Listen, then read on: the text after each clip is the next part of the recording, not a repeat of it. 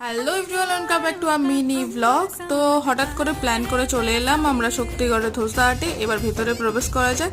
তারপর কিছুক্ষণ বসেছিলাম, তারপর কি অর্ডার দেবো ভাবতে ভাবতে আমি অর্ডার করলাম চিজ মশলা ধোসা, আর মায়ের জন্য অর্ডার করেছে মশলা ধোসা। তারপর একটু গল্প টল্প করলাম, গল্প করতে করতে ভাবলাম তোমাদের সাথে মেনু কার্ডটা একটু শেয়ার করে দিই। এই হচ্ছে এখানকার মেনু কার্ড।